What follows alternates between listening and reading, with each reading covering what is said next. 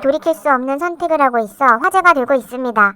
중국 해군은 북해함대와 동해함대, 남해함대 등 3개 함대를 보유하고 있습니다.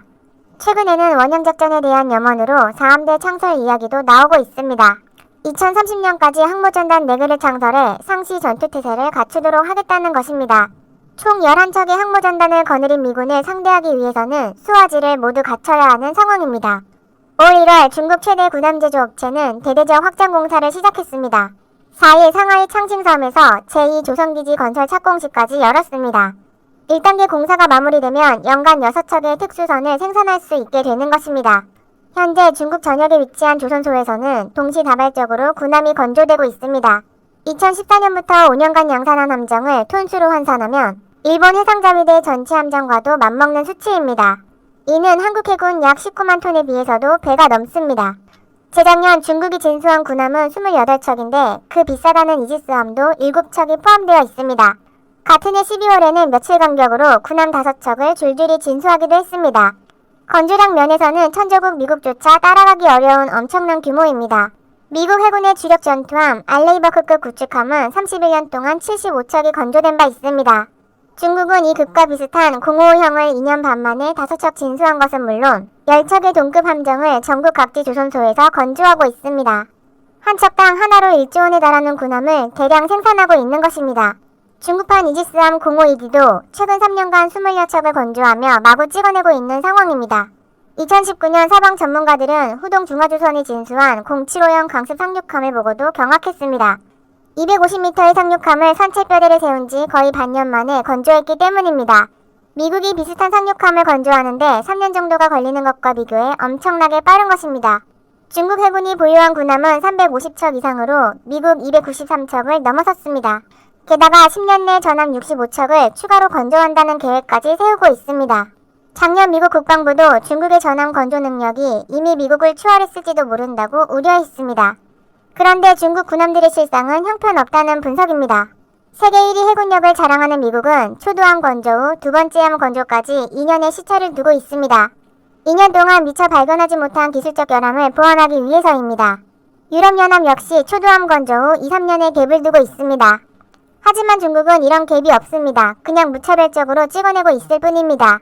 2010년 아덴만에서 해적 퇴치 임무를 수행하던 중국 구축함은 전력 시스템 고장으로 표류하다 프랑스 해군에 의해 구조된 아픈 경험이 있습니다. 2016년 림펠 훈련에 참여한 중국 군함도 명중률 30%를 보여 사격 통제 장치의 결점을 노출하기도 했습니다. 고정 표적에 대한 것이었기에 이동하는 표적에 대해서는 더 낮을 것이라는 분석입니다.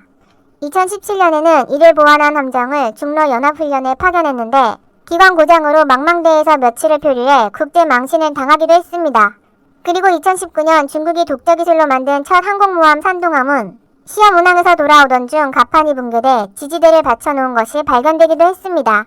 2020년에는 강습 상륙함에서 화재가 나 취역 일정의 차질을 빚기도 했습니다. 이를 본 러시아는 중국이 미항모 한 척을 잡으려면 해군력 40%를 희생해야 할 것이라며 비꼬았습니다. 중국이 결함 보완 없이 군함을 계속 찍어내는 이유는 조선산업 붕괴에 있다는 분석입니다. 정부 보조금에 힘입어 세계 선박시장을 석권했던 중국 배들은 연간 수백 척씩 팔려나갔지만 잇따라 문제를 일으켰습니다. 특히 글래디스토노 사건으로 LNG 운반선 기술력은 적나라하게 드러났습니다. 건조한 지 2년도 안 돼 고장이 났으며 수리비가 새 화물선 건조 비용보다 더 높게 청구되기도 했습니다. 그 후에도 불량으로 납기를 맞추지 못한 선박들은 잔금을 치르고 인수해 가라며 고객을 윽박지르는 기상천외한 행위까지 했습니다.